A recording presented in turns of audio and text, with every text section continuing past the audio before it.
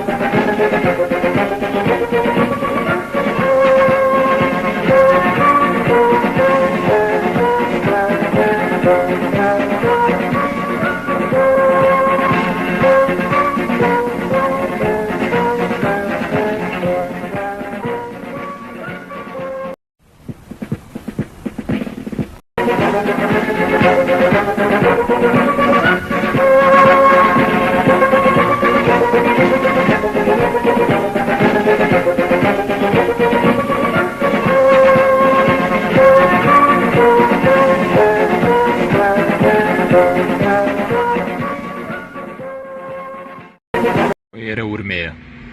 تاتیلی بازار ڕۆژی شەممە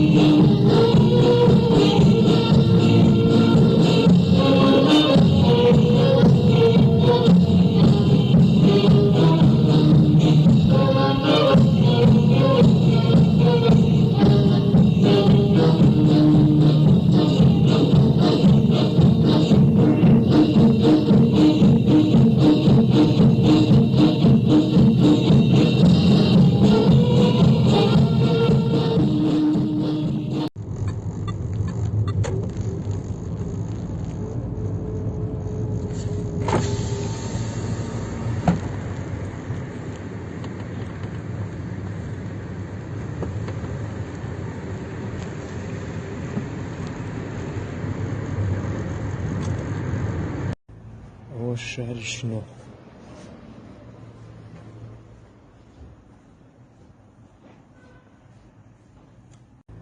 هو الشهر شنو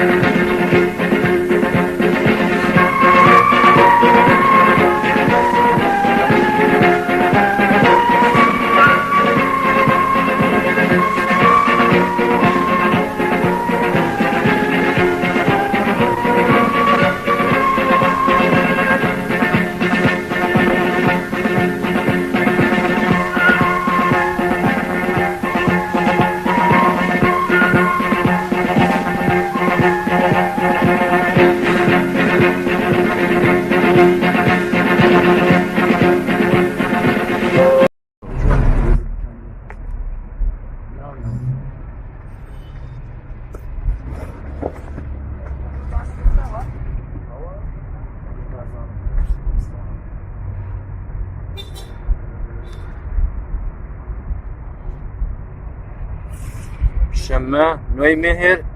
دوکان و بازاڕەکانی سەقز تەواوی بەسراوە. مەرگ و نەمان بۆ جمهوری ئیسلامی.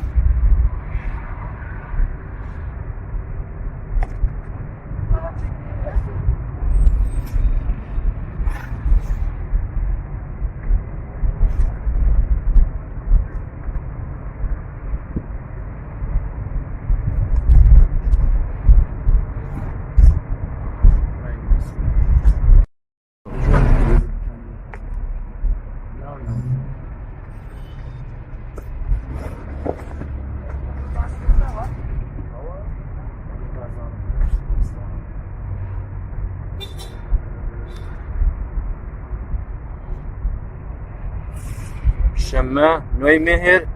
دوکان و بازاڕەکانی سەقز تەواوی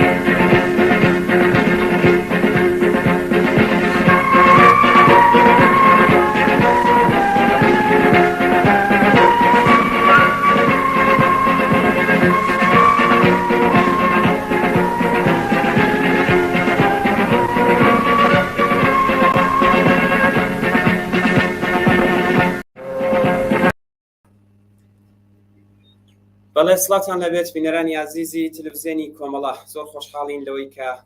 ئەم شەویش بە بەرنامەی ڕاستەوخۆ سەبارەت بە خۆپیشاندان و ناڕەزایەتیەکانی کوردستان و ئێران بەگشتی لە خزمەتانداین بۆ ڕۆماڵکردنی راپۆرتەکان و هۆڵەکانی کە بەدەستمان گەیشتووە. هەروەک ئاگادارن ئەمڕۆ دەی مانگی ڕازبەر بەرابەرە لەگەڵ 2 ئۆکتۆبری ساڵی 2022 زاینی. ئەمڕۆ 16مین ڕۆژی خۆپیشاندان و ناڕەزایەتی لە ئێران و کوردستان بەڕێوەچووە. حکوومەتی ئیسلامی لەگەڵ گەورەترین قەیران لە مێژووی 44 ساڵی ڕابردووی خۆیدا بەڕێوەبووەتەوە. لە زیاتر لە 140 شاری ئێران و لە زۆرێک لە شارە گەورەکانی جیهان خۆپیشاندان و ناڕەزایەتی دژ بە تاوانەکانی کۆماری ئیسلامی هەروە بەردەوامە. ناڕەزایەتیەکان سنووری جۆغرافیای ئێرانیان تێپەڕاندووەوە لە 150 شاری جیهان بە ئاستێکی بەرین هەروە بەڕێوە چووە و هەتا ئێستاش هەروە بەردەوامە. ئێمە سەرەتا پێشەوەی کە بچینە سەر ئەو هەواڵ و راپۆرتانی کە بۆ دوای نێشکە زۆرمان وێنە و ڤیدیۆ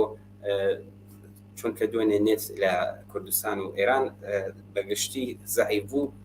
ئەمڕۆ بەدەستمان گەیشتووە ئەوانەشتان بۆ دەخوێنینەوە ئەگە ڤیدیۆکانیش لەبەردەست بوون بە هاوڕێیانی ئۆتاق فەرمان دەڵێن کە بڵاویکەنەوە بۆ ئێوەش. پێشەوەی کە ئەمانە بخوێنینەوە هەر ئێستا هاوڕێ کاوان سەنیعی لە بەشی مرکزی خەبەری کۆمەڵ تیڤی لەگەڵمانە دوایین زانیاریەکان سەبارەت بە خۆپیشاندان و ناڕەزایەتی ئەمڕۆمان پێدەڵێت و ئاگادارمان دەکاتەوە. هاوڕێ کاوان ئەم کاتت باش، زۆر سپاس بۆی کە بەشدار بوون لە بەرنامەی ڕاستەوخۆی ئەم شەودا. منی سلام عرزەکەم هاوڕێ ئەمیر خۆشەویست، سلام عرزەکەم لە خزمەت تەواوی بینەرانی خۆشەویستی تەلەڤیزیۆنی کۆمەڵە. شەوتان باش. زۆر سپاس. هاوڕێ کاوان ئەگەر دەکرێت دوایین زانیاریەکانمان سەبارەت بە خۆپیشاندان و ناڕەزایەتی ئەمڕۆ لە کوردستان لە جیهان پێ بدەی و بینەرانی ئاگادار بکەیەوە. بەسەر چاو حتمما ئەبەتە بینەران حتمما هەواڵەکان دومباڵەکان خۆیان چۆن هانە ناو جێرگەی خەباتە خۆیان هانە تەبرووداوەکان ینی ژیانەکەن زۆر شت هەیە خۆیان باشترەزان هەرو جۆرە کە خۆتیش ئاماژەت پێکرد هێڵی ئینتەرنێت زۆر لاواز بووە بە تایبەت لە ئەو ناوچانەی کە شەڕ و پێکدادان هەیە وەکو سیستان بەلوچستان هەرێستا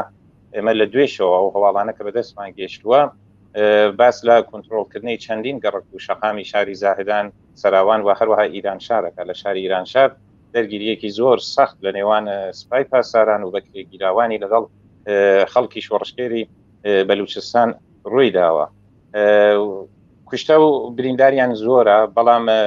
تا ئێستا بە پێ زانیاریەکان 4 فەرماندەی گەورە و باڵادەستی سپای پاساران و ئیتلاعاتی سپای پاساران بەدەستی شۆڕشکێرانی بەلوچ کوژراون. هەروەها چەندین کەسیشیان کە لە ئەوانە بوون کە پاسەوان و محافزیان بوون ئەوانیش بریندار کەوتون خۆیانیش برینداری زۆریان داوە کوژراوی زۆریان داوە بە پێی دوایین ئامارەکان 58 کەس لە سیستان بەلوچستانە بەداخەوە گیانیان بەخت کردووە کە تا ئێستا ناسناوی 42 کەسیان ئاشکرا بووە. هەر ئەمڕۆژ بنەماڵەکان زۆریان ڕۆشتن بۆ ئەوەی کە شناسایی بکەن تەرمی ڕۆڵەکانیان خەڵک زۆر گوێرانە لە شەقامەکانن. هەواڵێکە ئەم دوای نیمەڕۆ بەدەستمان گەیشت ئەوەیە کە زۆرێک لەو هێزە بوومیانە کە لە خەڵکی منتەقەکە سوپای پاساران وەریەگر وەکو بەسیج و کادر و سوپای پاساران ئەوانە بە اصطلاح فەرماندەکانیان بەڕێوە نەبردووە و ئامادە نەبوون کە بڕۆنە هاوزوانەکان خۆیان هاوڵاتیەکان خۆیان خزم و کەس و کار خۆیان سەرکوتکەن بۆیە بە چەکەکانەوە هەڵاتون و بڕیاریان داوە کە لە خەڵکی بەلوچ و خەڵکی خۆڕاگری ئێران بەرگری بکەن و ڕوبەڕووی هێز سەرکوتگەرەکانی ڕژیم ببنەوە. دوێ شەو زۆر شلۆخ بوو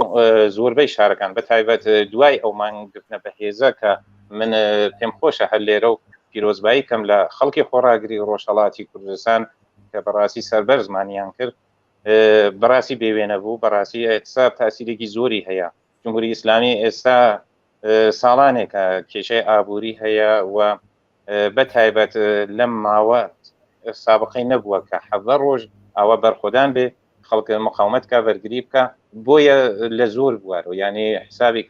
کردویانە لەسەر پچڕانی هێڵی ئینترنێت زەرورزیانی زۆری لە ئابووری کۆماری ئیسلامی و ئێران داوە هەر ڕۆژیش کە گوسەرش پێیاکە وەسعترەوەی تۆمە اعتراضاتە زۆرتر زەرورزیانەوینێ دانێ لەو ڕاهکارانایەت ساب تاسیری زۆرە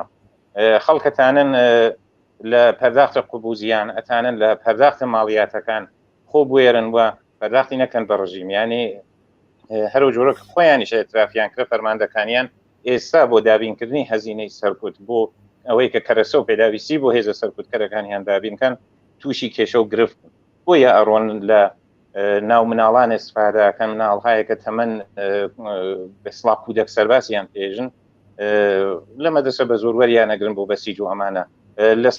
سەقزە هەواڵمان پێی گەیشتە کە زۆربەی شەقامەکانیان هەر بەم کودەک سەربازانە پڕ کردێتەوە بەڵام هەر ئێستا خەڵکی خۆڕاگری سەقز لەسەر شەقام و دەستیان پێکرێت لە نایسەرەوە نایسەر دوێشە و کامڵ کۆنتڕۆلی لەدەست لاوانی شۆڕشکێری نایسەر بوو لە منتەقەی بەهاران هەر بەو جۆرە تاکتیکی باش لە سنەخەریکن بەکارەوەن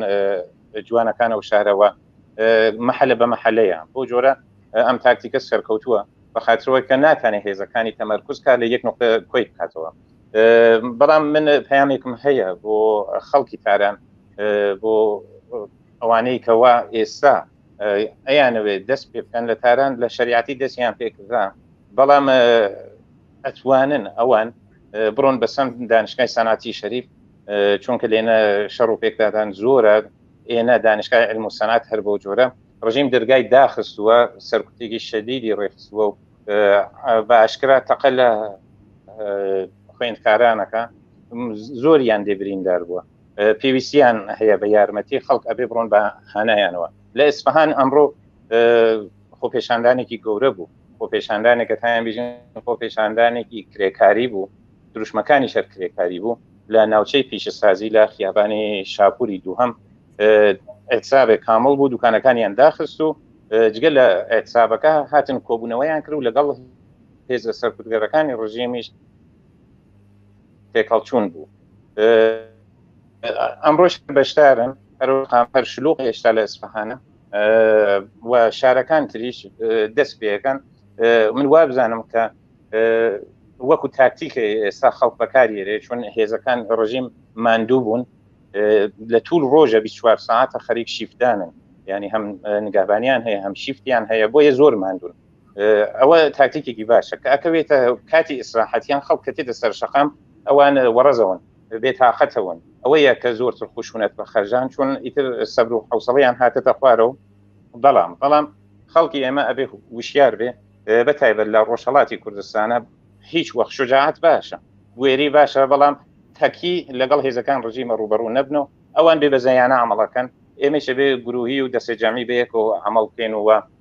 لە ساحنە بین شەقام هەیە کە ئەی بەسن ئێمە وەکو تەجروبەیەکە خۆمان لە ساڵ 1970 بوومانیا لە دەیەنەوە شەشە ئێمە تەناپمان ڕاخست ئەم دەست بلوارەکە کاتێ موتۆرسوارەکان کە هاتن کە بەرزمانەکرەوە داکەوتن کە ئەکەوتن ئەو جار تەپمانەدا بەسەریان یا تەناپمان خەڵقا کرەماقسە دەور ملیان یا ئەوەی کە شلنگمان داخست بە مێخۆ ئەوانە خەڵکەتان خەڵکی لێوەربگرن تاکتیکە ترکاتان استفادەیەکەن خەڵک ئەوەیە کە ئەتان هێزەکان بکێشنە ناوچەهایەکە کوچەی بۆمبەسی هەیە بێ ئەوەی کە خۆیان گیر بکەن لەوێ ئەتان بیان کێشنە ناو کوچە بۆمبەسانە کوچەکەیان لێ ببەسن ئەو عیناتان ڕاحەت بەجێوەیکە ئەوان هێز و توانیان بنوێن ئەمان هێز و توانیان بنوێن و زاڵ بن بەسەریانە. ئێستا ئمڕۆ زۆر لە دانشگای کوردستان بوو، دانشگای علوم پزیشکی بوو، زەنجان بوو بۆ جارێکی تر، ئەمانە هەمووی هاتنە سەر شەقام و شتێکە سەحنەیەکە زۆر جوان بوو ئەوە بوو کە خوێندکارانێ کە لە قۆناغی کۆتایین لە دەبیرستانە بە ئیسڵاح یا پیشدانشگایی پێڵێن لە ئێرانە هەموو هاتوونە دەرەوە لە تاران لە شیراز هەر بۆ جۆرە هەموو لەچکەکانیان ئاوردا یان لەچکەکانیان فڕێدا و دەستە جەمعی لەسەر شەقام وێرانە دروشمیان و دژ بە خامنەی و دژ بە دەسەڵاتی کۆماری ئیسلامی. ئێمە سەحنەهای زۆر جوانە بینین، ئەمانەشێ پرە بسێنێت ئەو خەڵکانەی کە تا ئێستا تماشاچی بوون، ئەوانەی کە تا ئێستا فقط لە پەنجەرەکان و چاویان لە خەڵکردە و فیلمیان کردە ئەبێ بێنە سەحنە، ناوێ ئەوانەی کەوا هانە سەحنە مبارزەکان خەریکن تاوانان قوربانیان ئەوانە تەنیا بمێنن. ئەمە چارە نووسێکە کە گشتمان بە یەکەوە مرتبطین، گشتمان وەستین بە یەکەوە، ئەبێ هەمومان تقەلای بۆ بین، هەمومان تێکۆشانی بۆ بکەین. لە هەواڵی ترکە لەم دوایینە بەدەستمان گەیشتووە هاوڕێ ئەمیر ئەوەی یەکە فەرماندەی یەگانەمداد ئەڵێندا مەریوانە بەدەست لاوانی شۆڕشکێری و شارە کوژراوە. ئێمە لە هەواڵێکی دیکە لە ناوچەی دزەج مەرگەوەری ورمێ بوومان کە شەڕی چەکداری هاتاراوە یا 4 کەس لە پاسارەکانی ڕژیم بە سەختی بریندار بوو کە لەسەر ئەوەی کە ماون یان نەماون زانیارێک ئێستا لە بەردەستان نییە، بەڵام ئەوەی کە جێ ئومیدواری و جێ دڵخۆشیە ئەوەی کە خەڵک لە ئەزمونونەکانی پێشووی خەریکە دەرس وەرەگرێ و ئەوەی کە ئێدامەدارە ئەم شۆڕشە ئەبێ ئێدامەی بێ، ئەبێ بەردەوام بێ، ئەبێ پەرە بسێنێت، ئاعتساب و ئێتراز ئەبێ وەسڵ بێ بەیەکەوە، ئەبێ بوێرانە بچینە مەیدان هەرو جوورەکە ئێمڕۆ خەڵکی سنا، خەڵکی پیرانشار، خەڵکی شنۆ، خەڵکی مەریوان و سەقز زۆربەیان دوکانەکانیان دووبارە بۆ دووهەمین ڕۆژ داخستو و جێ شانازیەکە بازاڕە لا لە زارە تاران هەموو دوکانەکانیان داخست هاتنە ناو بازار دروشمیان وتەوە دژ بە ڕژیم. ئەمانە سەحنەهای دڵخۆشکەرە لە ئیسفەهان هەر بۆ جۆرە، هیوادارم لە شارە گەورەکانی دیگەی شەرم شتە بڕاتە بەرەو و پیرۆزبایی لە خوێندکارانی زانکۆی تەبریزەکە ئەوان دەرگاکانیان شکان هاتنە دەرەوە، هەرچەنە نیروی سەرکوبگەر لەبەر دەرگا بوو، بەڵام کە جەمعیەتەکە زۆر بوو هاتنە دەرەوە تێکەڵ بە خەڵکون، کە کاتی تێکەڵ بە خەڵکون بە حەدی جەمعیەتەکە زۆر بوو هێزەکان ڕژیم نیانتوانێ بەرەنگاریان ببنەوە. ئەوە خۆشە، خەڵک نیازیان هەست خوێندکاران کە حمایەتیان لێ بکرێ، پشتیوانیان لێ بکرێ، بۆیە ئەبێ خەڵک بڕۆن بەدەم خوێندکارانەوە، ئەوان ڕۆڵەی خۆیان هەن ناو دانشگا دەرسە خوێنن، بۆیە نیازیان بە پشتیوانی و حمایەت هەیە. هیوادارم کە قەتعەن لە کاتژمێرهای ئایندە داهاتوودا سەحنەهای گەورەتر ئێمە ئەبینین و شارەکان زۆرتر شلوغەوی وتم وەک تاکتیکە خەڵق خەریکە بەهرەی لێبا، چون هێزەکان ڕژیم ماندوون هێز و توانایان نەماوە، زۆرێ لە هێزەکانیان پاشەکشەیان کردووە، هەواڵێک کە ئەمڕۆ هێشتا پشتڕاست نەکراوەتەوە، بەڵام ئەوە بوو کە وتراوە کە ڕئیسی دەفتەری بەیتی ڕەهبەری وەحید حەقانیان گویا لەگەڵ بنەماڵەکەیە دەرچووە، سوار فڕۆکە بووە لە ئێران چوەتە دەرەوە. زۆرێک لە فەرماندەکان گزارشێکە لە لایەن ئەمنیەتەکان و هینەکان خۆیان و بڵاوکراوەتەوە ئەوەیە کە ڕۆژانە بەدەیان ماشینی ڕەش بە شیشەی ڕەش و دوودیە و کەسانێک ئەگوازنەوە بۆ فڕۆکەخانە و لەوێ و سوار فڕۆکە بن و ئەمە شتێکە کە ئەو ناوەندی کۆنتترۆڵ و چاودێری خطوتە هەوایی شتاییدی کردە کە زۆربەی سەرانە ڕژیم خەریکن ئەڕۆنە دەرەوە، خۆیان ئەزان کە ناتان کێشەکە چارەسەرکەن. بۆیە ئێمە ئەم هەڵمەتا بێ ئیدامە بین و خەڵک بەداوام لەسەر شەقام بن، ئەوەی کە ڕاهکار بێ ئێمە پیانی ئەدەین، هدایەتیانەکەین، ڕاهنماییانەکەین لە کاتی پێویستی خۆشیە حتمما ئێمە شان بە شانیان لەسەر شەقامین و لەگەڵ هێزەکانی ڕژیم بەرەو ڕوابینەوە. زۆر باشە، زۆر سپاس هاوڕێکاوان سەمیعی بۆ ئەو زانیارانی کە بەدەست ئێمەت گەیاندوو بە بینەرانی خۆشەویستی شت گەیاند. هاوڕێ کاوان سەمیعی لە مرکزی خەبەری کۆمەڵەتیویدا بەردەوام بە ساعات و بە دەخە هەواڵەکانی بەدەست دەگات و دەخاتە بەدەست و تاقفەرمان وانیش بەدەستێمی دەگەین. زۆر سپاس بۆ زانیاریەکانت مەجای حتمما دێنەوە خزمەتان پەیوەندیتان پێوە دەگرین و زانیاری زیاتریشمان پێ بدەین. حتما بەسەر چاو حتما لە خزمەتتانم شەوتان باش. زۆر سپاس. بەڵێ بینرانی ئازیز چەند پامێکمان بۆ هاتبوو ئەمڕۆ پامان بۆ هاتبوو تویانە لە زۆربەی شارەکانی کوردستان بازە دوکانێکیان پلۆم کردووە یا هەڕەشان لێ کردوون کە پلۆمی دەکەن بۆچی دوێنێ دوکانەکانتان داخستووە. ئەم پامان بێمەگە هەرچەند خەڵک بۆ خۆشیان بۆ گەیشتون کە ئەم کاری کە هێزە ئەمنیەکان دەیکەن فقط ترس و خۆفێکە دانێ بخەنە ناو دڵی خەڵکەوە بەم هەڕەشە و گوڕەشانەش ناتوانن پاشەکشە بە خەڵکی شۆڕشگەر بکەن و ئەمانیش بەم هەڕەشە و گوڕەشانە ئەسەن جوابێکیان نەداوەتەوە و بێباکیش بوون بە ئەم پامان کە بێ منار نووسیان پێکتون کە پلۆمەکانی شانەگە کردێ خەڵک هەر بۆشی مهم نەبووە هەروە تووڕەن و زیاتر لە جاران یەگرتووتر و ناڕازیترن. ئێستا پامان بواتووە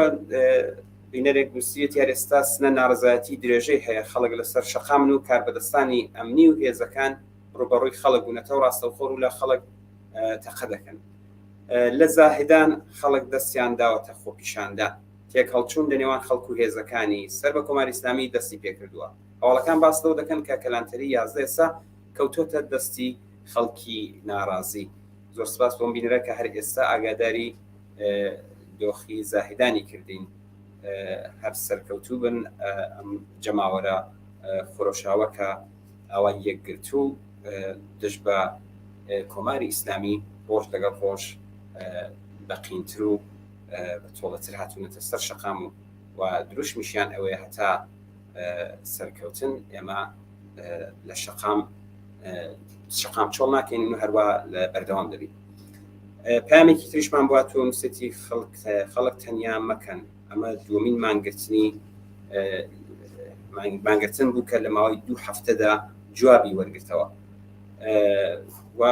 فراخانی سراسری بۆ ڕۆژ و ساعەتی دیاریکرا و ڕەهبەریەکی ئینقلابی ئێران لە کوردستان سەرچاو دەگرێت. ینی ئەم بینەرە پێی وایە بتوانین ئێمە وا بکەین کە ئەم فراخانە بۆ بەشی سراسریەکەشی بدەین. نووسیشێتی مەیدانی ئیخباڵی سنە بە مەیدانی کاکسدیق کەمادەر تەغیرە نام پیشنهاد میشەوەت. بینەرێکی ئازیز لە شاری سنە ئەم پێشنیارەی داوە. زۆر سپاس بۆ ئەم بینەرەش. بەڵێ هەروەک لە سەرەتای بەرنامەکەشدا باسمان کردووە هاوڕێ کاوانیش ئاگاداری زۆر هەواڵ و راپۆرتی کردینەوە خەڵک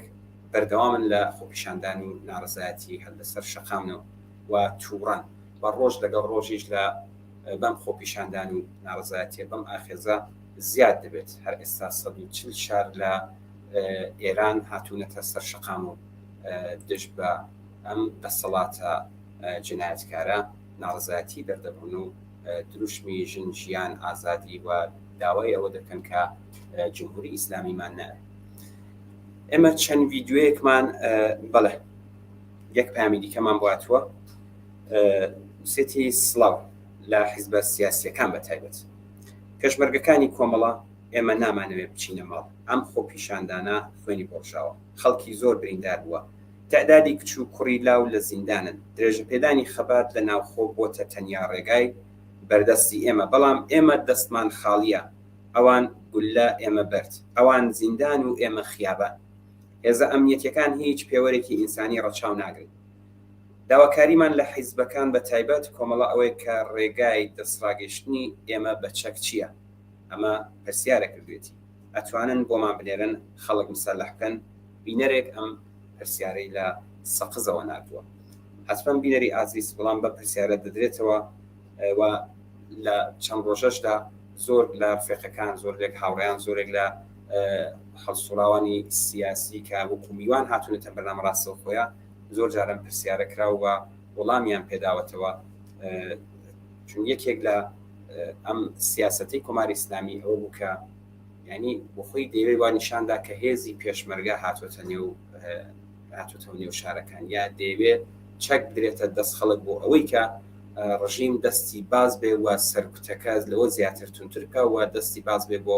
قەتل و ئامی زیاتر. ئێمە هەر ئەم شەو میوانمان دەبێت لەو ڕاستایەدا حتمما قسە دەکرد و پرسیاری دیکەش زۆر هەیە. ئێمە چەند ڤیددیو لە ئەتسابی دۆنێکە ئەم مانگرتنە زۆر سەرکەوتوانە بەڕۆچوو بەداخەوە بەهەوەی ئەوەی کە هێڵی ئینتەرنێت دوێنێکە زۆر لاواز بوو بەدەستمان نەگەیشت بوو ئەمڕۆکە زۆربیان نردبوو بۆ هاوڕێیانمان و ئێستاش لە ئۆتاقفەرمان هاوڕێ کاروان ئەگەر ئامادەیە چەند ڤیددیوەیەک لە ئەم مانگرتنە لە کوردستان کە دوێنە سەرکەوتوانە بەڕێوەچوو نردویانە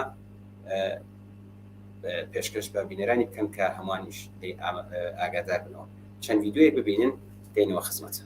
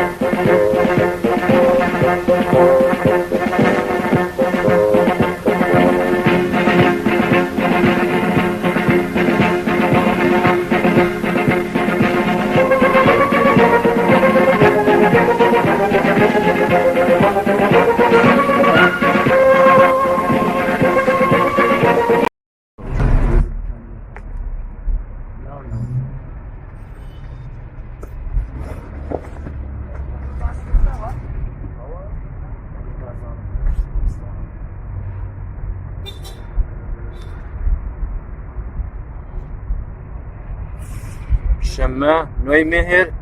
دوکان و بازاڕەکانی سەقز تەواوی بەسراوە. مەرگ و نەمان بۆ جومهوری ئیسلامی.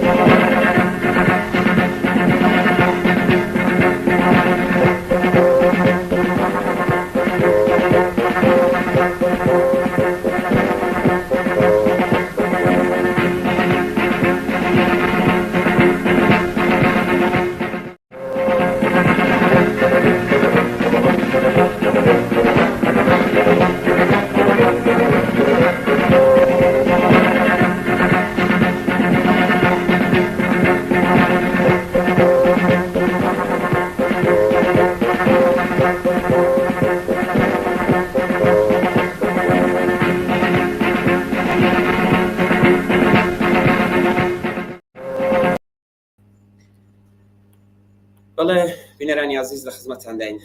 هەر وەک دواتریش باسم کرد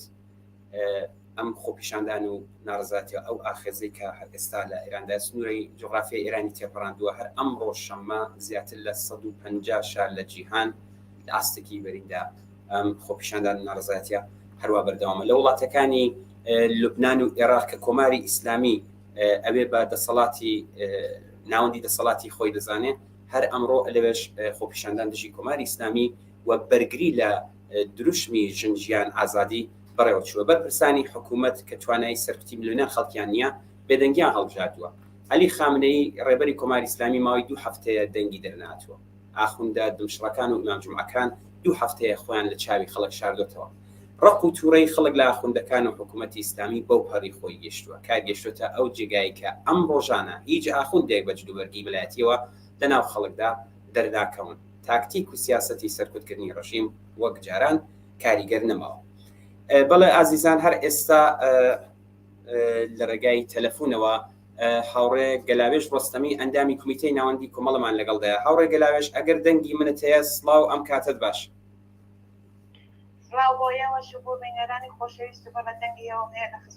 زۆر سپاس هاوڕێ گەلاوێش بۆ بەشداری لە بەرنامەی ڕاستەوخۆی ئەم شەودا هاوڕێ گەلاوێش خۆتان ئاگادارن بۆ لە راپۆرت و هەواڵەکان دوێنێ بۆ دووەمین جار لە ماوەی 2 هەفتەدا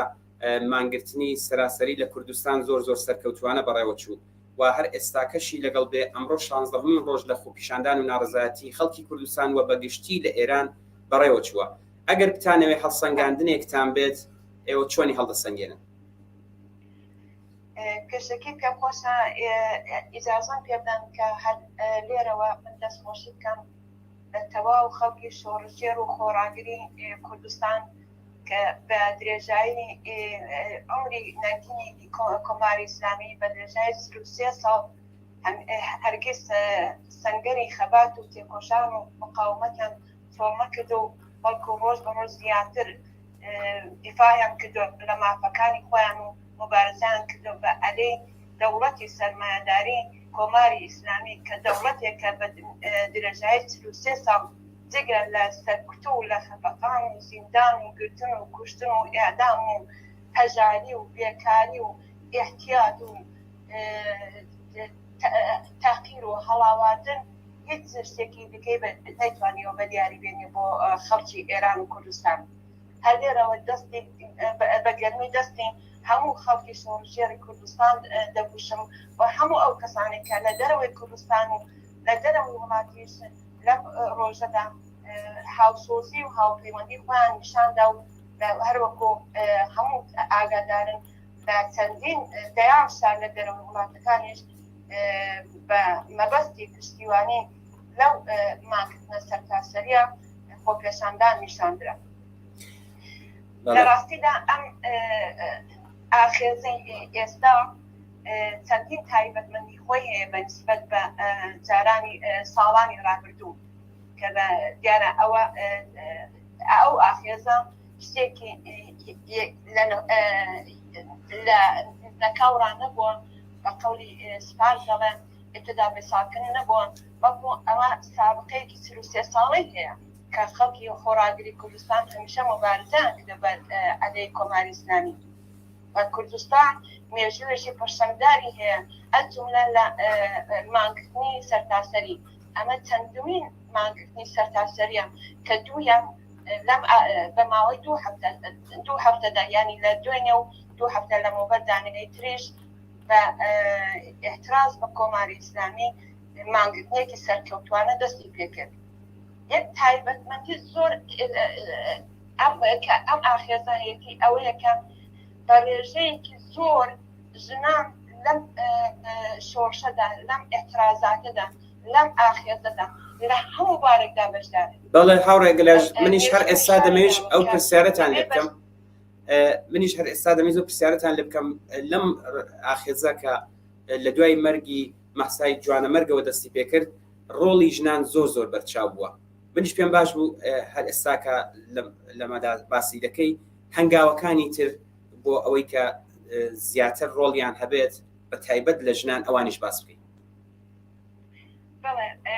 ئەمە خۆی بەشداری شکۆدار و وەسیل و بەربەرهینی ژنان لەم ئاخێزەدا ئەمە زامنی سەرکەوتنیان شۆڕشەیە بەڕاستی مێژوو ئەوەی بە ئێمە نیشان داوە بەڵام ئەوە کە تا ئێستا کراوە تا ئێستاەوەی کە شعار دراوە تا ئێستاەوەی کە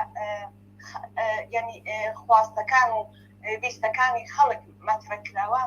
هێستا لە ڕادەی ئەوەدا نییە کە جوابدەرەوەی نیاز و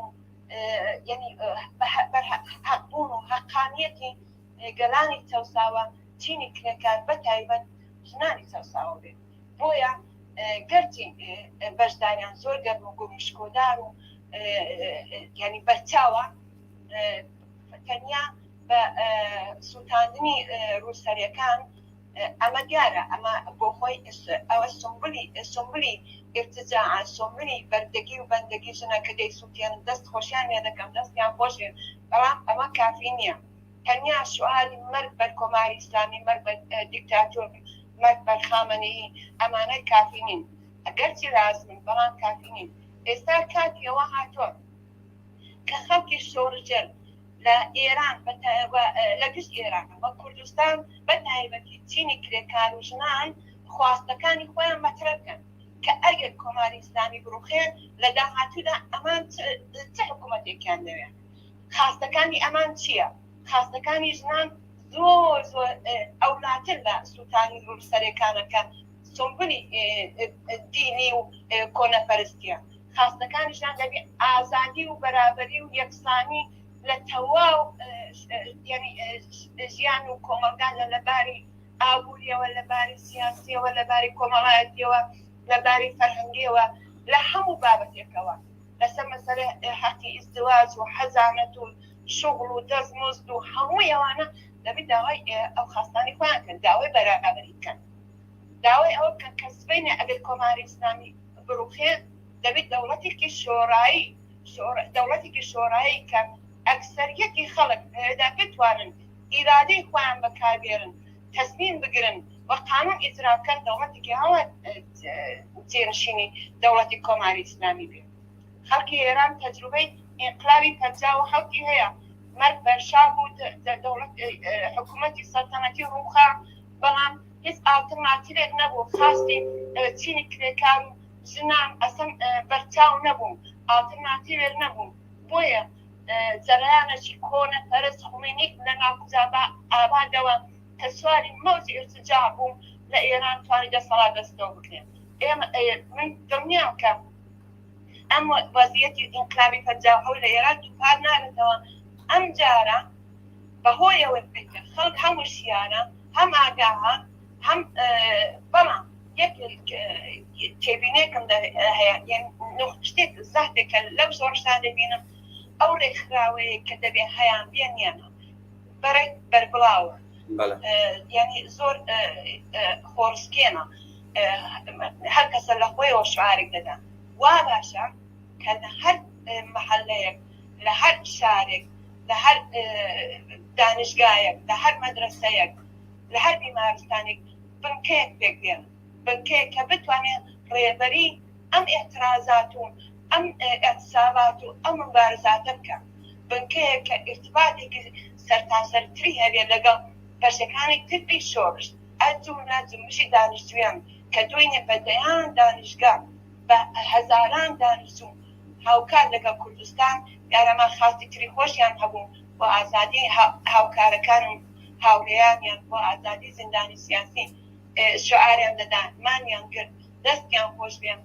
بەڵام ئەگەر ئەو بنکانە پێک بێنن ئەو هەستانی ڕێبەری پێک بێن بێگومان ئەم جارەکانە ینی خەڵکی ئێران بەگشتی دەتوانن تەکلیفی کۆماری ئیسلامی یەکجاری ڕوونکەنەوە بۆ هەمیشە بیخەنە نێو زبڵدانی تاریخەوە و ئەمدا دەرسان نەکە چه حکوومەتێک دەبێت دامەزرێن حکوومەتێکی شۆڕایی کە ئازادی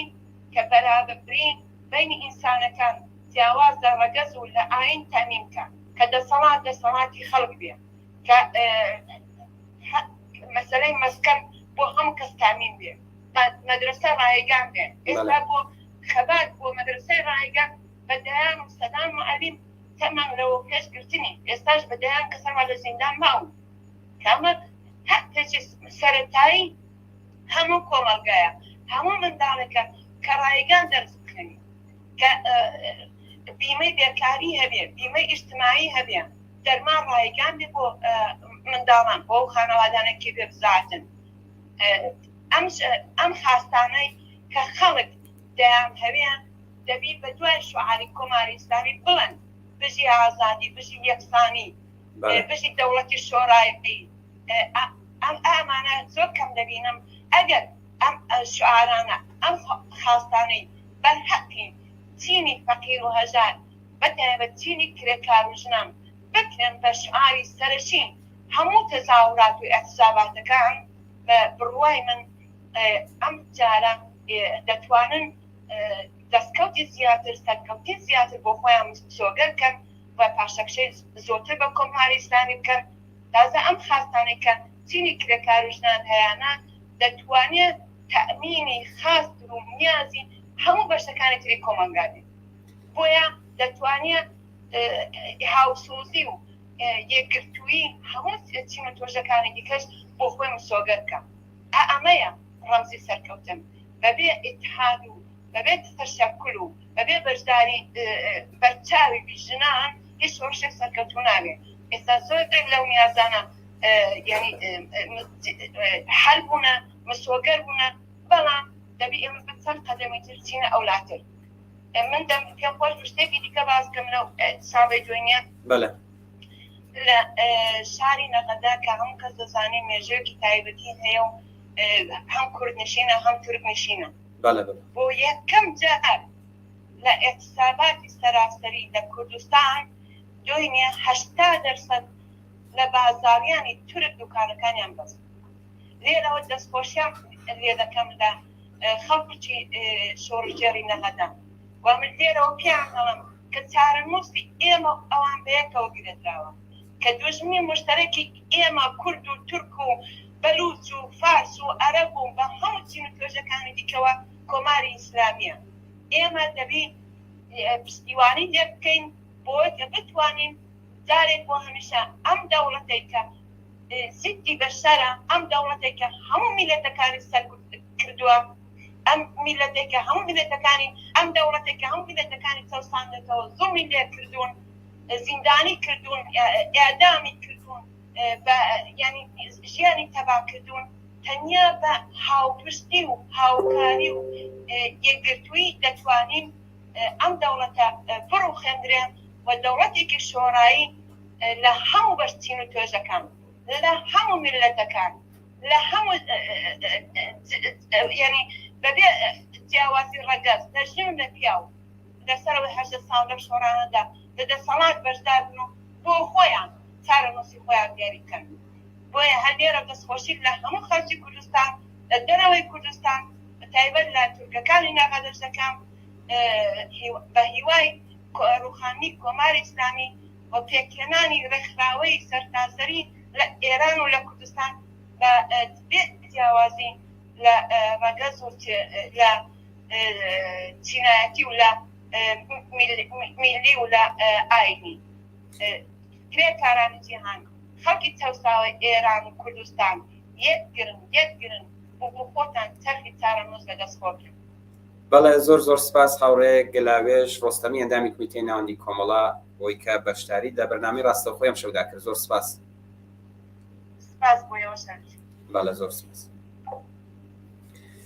بەڵێ ئەوەی کە ستان قسە باسی هاوڕێ گەلاوێش ڕۆستەمی ئەندامی کومیتەی ناوەندی کۆمەڵە بووکە لە ڕێگەی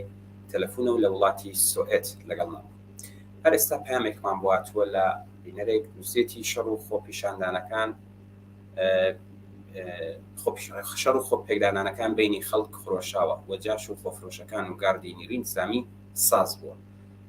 وەلی دوێنێ ئێوارێ هەتا سەعات 1 شەو دەوڵەت لە مەهاباد حکوومەت نیزامی کردبوو ئەمڕۆ دوکان و بازار کەم کرایەوە و کولی مەرکەزیشە لە دەستی خەڵکدا بوو بە ئەسلحە بەرد بلوک و حتا موزاییک پیادەڕە و بەرەنگاری ڕژیم بوونەوە حاڵ و هەوا و جوێکی ڕادیکاڵ پێکاتووە لە هەموو چینەکان فەرهەنگی کرێکار ژنان و پیاوان پیر و جوان و کچان و کوڕان ساز بوو وشیار و شەقام بۆنی ئاڵوگۆڕی ئینقلابی لێدەهات زۆر سپاس بۆ بینەرە کە لە محەبەتەوە ئەم پامی بەرابێت. بەڵێ بینەرانی ئازیز، هاوڕان لە ئۆتاق فەرمان پێیان گوتین کە کاتی بەرنامەکەمان گەیشتۆتە کۆتایی. پێشەوەی کە ئێمە ماڵاوی بکەین جارێکی تر ئەم ژمارە تەلەفۆنی کە لەسەر شاشەی تەلەفۆنەکانتان شاشەی تەلەڤیزیۆنەکەتان دادەبینن 2045 71 64 50 24 بەمە دەتوانن راپۆرت و هەواڵەکان وێنەوە ڤیدیۆکانمان بۆ بنێرن و ئێمەش ئاگاداری خۆتان بکەن کە ئێمە بتوانین لەم بەرنامەدا ڕاستەوخۆ ئاگاداری زۆر لە خەڵکەکانی کرد لە شارەکانی تر بکەین. هەرو جۆرێک کە لە سەرەتای بەرنامەکەدا باسم کرد، ئەمڕۆ 16مین ڕۆژ لە خۆپیشاندان و ناڕزایەتی خەڵکی کوردستان و ئێران بەگشتی بوو و هەر ئەمڕۆ 140 شاری پێزیاد بوو لە ئێران و 150 شار لە شارەکانی جیهان بەم خۆپیشاندان و ناڕزایەتیەوە لاستێکی بەریندا هاتوۆتە مەیدان. هیوادارین کە ئەم یەکگرتوویە ئەم یەکڕێزیە هەروە بەردەوام بێت و تا سەرکەوتن و تا ڕووخانی کۆماری ئیسلامی شەقام بەرنەدەین. زۆر سپاس بۆ ئەوەی کە تا ئێستا لەگەڵمان بوون. چاوەڕێی هەواڵ و راپۆرتەکانی ئێوەی تا بەرنامێکی تر و تا شەوێکی تر هەر شاد و بەختەوەر.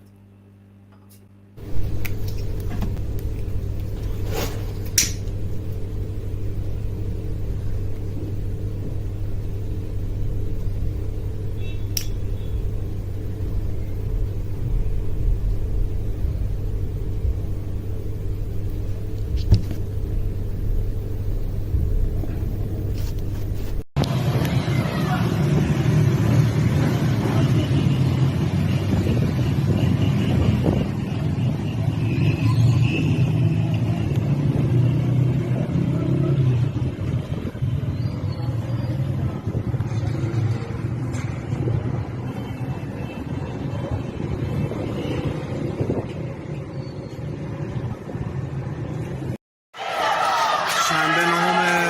مهر ماه متروی قائم.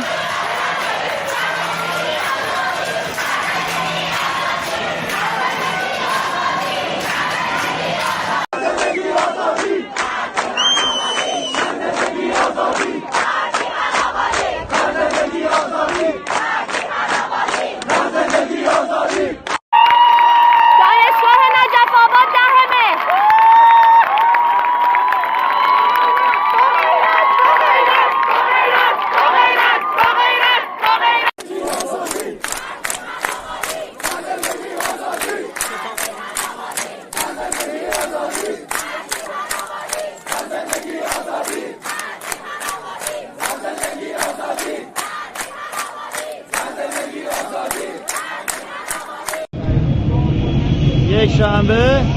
10 مهر شاهپور جدید اصفهان. تظاهرات سراسری. میکشم آن که خواهرم کشت. ایران سه آتش کن. ایران شد راست خاک برسن.